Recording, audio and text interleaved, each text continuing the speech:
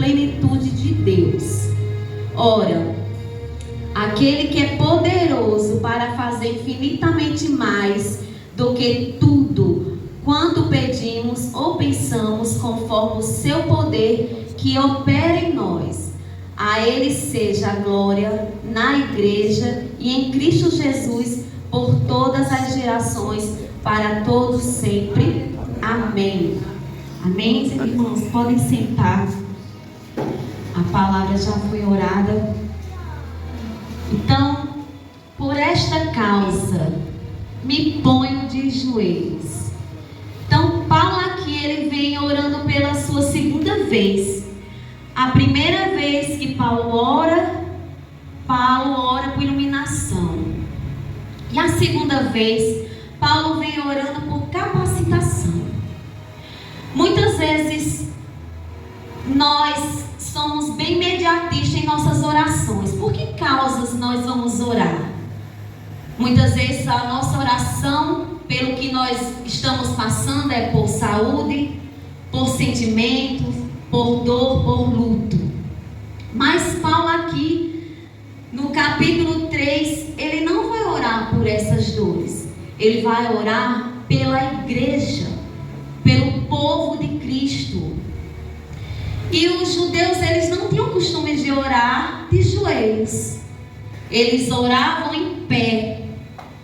E Paulo aqui, ele vai orar por uma causa difícil. Quando eles dobravam seus joelhos, é porque a causa não era fácil para ser resolvida aos olhos humanos, e sim diante de Deus. Em Mateus 6,5 vai dizer assim: quando orardes, não seja como os hipócritas, porque se comprazem em orar em pé nas sinagogas e nas esquinas das ruas, para serem vistos pelos homens. Em verdade vos digo que já receberam recompensa. Muitas vezes as nossas orações fazemos para ser vistos. Eu lembro muito bem no começo da minha fé, estava sendo orado na igreja por uma enfermidade. Eu também nesse tempo estava bastante enferma, até era uma enfermidade que não tinha cura. E o irmão citou isso na igreja. E o pastor depois chamou ele para conversar e falar que não era para ficar divulgando a oração, mesmo que aquela causa fosse ouvida por Deus. E no começo você não entende, porque você também quer falar: ai, irmão, eu estava orando por você, eu estava orando e você conseguiu. Mas hoje eu entendo que a gente não tem que estar tocando trombeta naquilo que a gente está fazendo pelo outro. Por quê? Porque é Deus quem vai abençoar. O poder não é nosso da oração, é de Deus, porque vem dele. E eles oravam em pé para serem vistos, para serem aclamados, para serem destaque. E nós sabemos que muitas vezes acontece isso em nosso meio. O 6 diz: mas tu, quando orares, entra no teu aposento, fecha a porta e ora ao Pai, que vem em secreto e te recompensará em público. Então a nossa oração não deve ser feita naquilo que nós necessitamos. A oração que nós fazemos tem que ser para a vontade de Deus em nossa vida. Aleluia. Porque é para Ele, é dele, a glória é para Ele. Porque nós estamos sendo assegurados pelo seu amor, pelo seu cuidado. E era isso que Paulo queria fazer. Paulo fazia não para ele, mas para a igreja. E nós vemos que nós temos que ser assim, igreja de Cristo. Que igreja nós estamos sendo? Temos que orar dentro da nossa casa, pela nossa congregação, pela comunhão dos irmãos. Porque o inimigo, ele vai querer alimentar aquele que está com a mente vazia. E Marcos 11:25 vai dizer: e quando estiverdes orando, perdoai se tendes algo contra alguém, para que vosso Pai que está no céu vos perdoe também as vossas ofensas. E isso nós devemos entender que implica na bênção que Deus tem na nossa vida, nas promessas que Deus tem. Por quê? Porque nós temos que fechar o nosso quarto, seja na nossa casa, seja no nosso ambiente de trabalho, seja pegando um ônibus, mas nossa conexão tem que estar ligada com Ele, para Ele, porque é dele que vem, é do céu para a terra. Então, quando orares, fecha a porta, é em secreto. E o que é mais bonito que diz, ó, que Ele vai o quê? Nos abençoar. E quando estiveres orando, perdoai se tem algo contra alguém, para que vosso Pai está no céu e perdoe vossas ofensas. Então, para que nós sejamos perdoados, nós temos que fazer o quê? Perdoar primeiro. E às vezes o nosso orgulho não deixa que a gente chegue até o nosso irmão. É muito difícil, é uma batalha espiritual. Se você não errou, mas você tem que ir. E eu entendi que ir por quê? É para o meu próximo? Não. É para mim. É para a minha libertação. É para a minha comunhão com Deus. Hoje eu recebi um videozinho, até enviei para o meu esposo, que era a mensagem assim, era o desenho de uma cobra e uma ovelha. E a cobra, ela mordia a ovelha. Essa mordida no desenho mostrava na face. E estava bem inchada, inchou.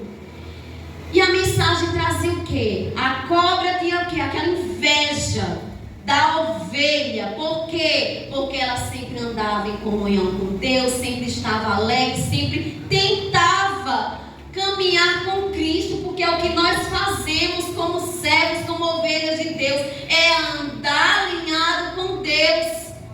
E mesmo aquela ovelha lá na imagem sendo ferida, maltratada, ela continuava glorificando a Deus, clamando ao Senhor, mesmo sofrendo. E no final da história, o amor que a ovelha tinha e a perseverança dela, ela foi curada do veneno. E a cobra, ela morreu com seu próprio veneno.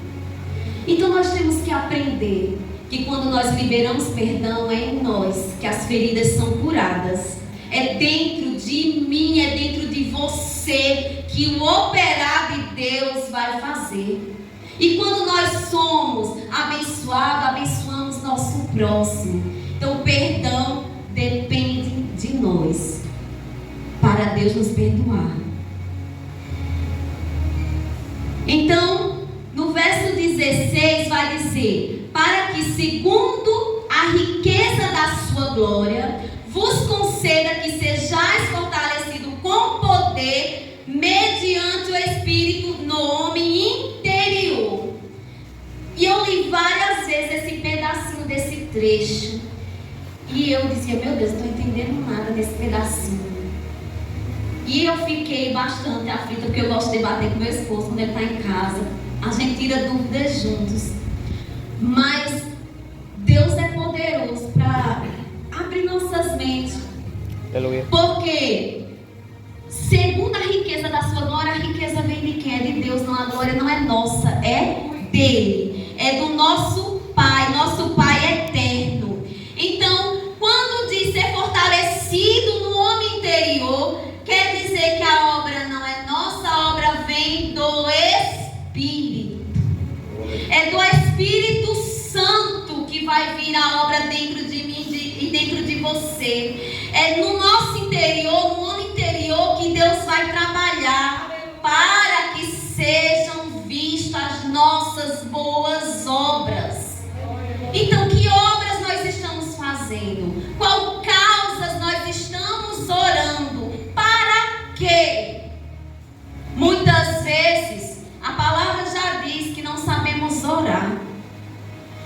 E nós temos que orar como Paulo orou, por capacitação. Porque o que é capacitação? É melhorar o nosso desempenho, é nos aprimorar.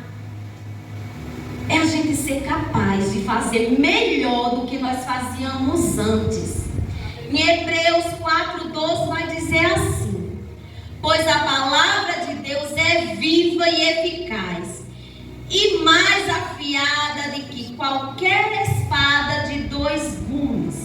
Ela penetra até o ponto de dividir a alma e espírito, juntas e medulas, e julga os pensamentos e as intenções do coração.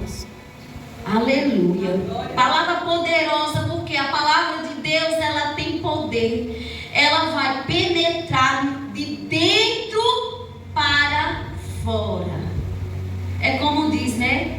A gente peca do que entre nós, do que a gente fala, do que a gente absorve.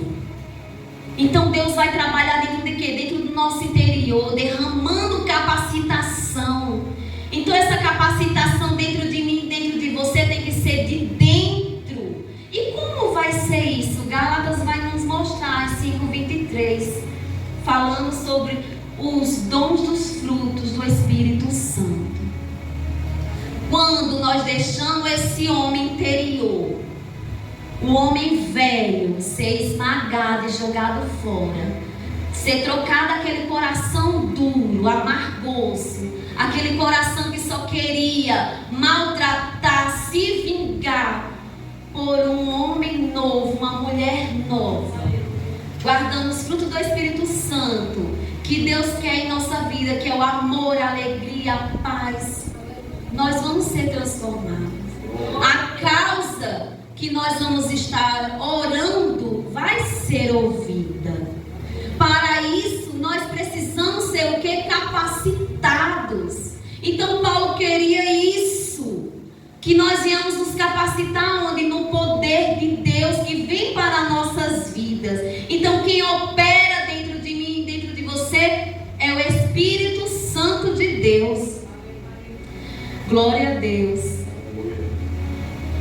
E Efésios 17 diz assim,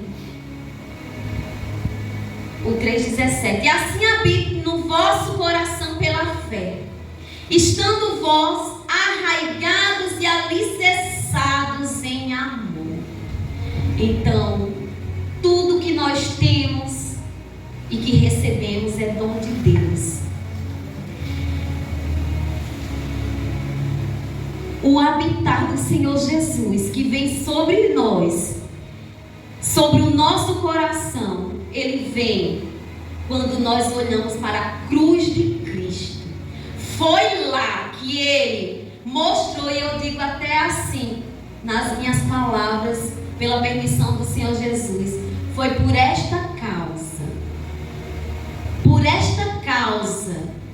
que ele foi crucificado por nós, para nos libertar do pecado, da lama que outrora nós estávamos. Porque nós precisamos estar firmemente arraigados, como a raiz está dentro profundamente da terra. O alicerce é a base. Então quem é o nosso alicerce? É Deus. Nós temos que ser a raiz, nos aprofundando cada vez mais em Cristo Jesus. Aleluia, Jesus. Apocalipse 3:20 vai dizer: eis que estou à porta e bato. Se alguém ouvir a minha voz e abrir a porta, entrarei e cearei com ele e ele comigo. Quando nós não perdoamos, nós não abrimos a porta. E a gente insiste em orar, achando que Deus vai responder. Quando nós temos ódio, raiva, e vai guardando e guardando.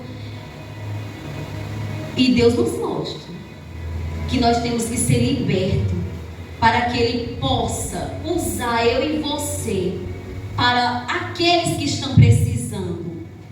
Aleluia. Glória a Deus. O versículo 18 poderdes com todos os santos, a fim de poderdes compreender com todos os santos qual é a largura e o comprimento e a profundidade. O 19 diz: e conheceu o amor de Cristo que excede todo entendimento, para que sejais tomados em toda a plenitude de Deus, a fim de poderes compreender. Nós somos quem? Nós somos os servos, nós somos os santos, porque nos santificamos todos os dias, para o comprimento e a profundidade. O que nós estamos recebendo de Deus é o conhecimento, é o arrependimento, é o avivamento. Aleluia. Para isso precisamos nos aprofundar em quê? Nas Escrituras de Deus e entender que o caminho vai ser estreito. A porta tem a larga e tem a estreita. O caminho largo e estreito, qual eu estou procurando? Para que causa eu vou orar se eu não estou alinhado nos caminhos do Senhor Jesus? E Paulo queria que sua igreja fosse salva. Nós queremos que cada um de nós sejamos salvos em Cristo Jesus. O pastor, os presbíteros, os diáconos e diaconisas estão sempre aqui trazendo o quê? Palavra de edificação, de restauração, palavra de repreensão. Porque nós temos que aprender a ser repreendidos e olhar para Cristo e saber que Ele que cuida de mim e de você. Aleluia. Então, quando diz e conhecer o amor de Cristo, que é o versículo 19, conhecer como? Como eu e você conhecemos? Quando temos experiência com Ele. A experiência que o mundo não conhece. Ele vê, mas não estão alinhados em Cristo para ver espiritualmente. A guerra está aí. As mortes, todos os dias, minutos e segundos, nós vemos alguma notícia que abala. Mas as festas também. E por que causa estamos orando? Nós temos que orar por eles, por aqueles que não foram alcançados, por aqueles que estão afastados, pela nossa família que não nos escuta, que é o lugar mais difícil de ser pregado, pelo nosso irmão que nós magoamos ou fomos magoados, que não quer aceitar. Mas não há causa perdida quando Deus está no barco. Sabemos que o barco balança, mas Deus está lá segurando cada um de nós. Aleluia. Oséias 4:6 vai falar: meu povo perece por falta de conhecimento. E é assim que a gente vai perecendo. Muitas vezes estamos dentro da igreja perecendo. Mas nós temos que clamar: Deus, acenda a chama do teu amor, Senhor, na minha vida, porque eu preciso ser avivado. Eu preciso ser aquele vaso que mesmo que quebrou, o Senhor reforme, faça um vaso novo e eu esteja contigo, levando a tua palavra, o teu evangelho para aqueles que querem passar pela porta estreita. Aleluia. Porque a gente vai ser atacado por cobras, por leões, por gigantes. Mas nós aprendemos e eu aprendo que nós passamos, mas passamos com Deus.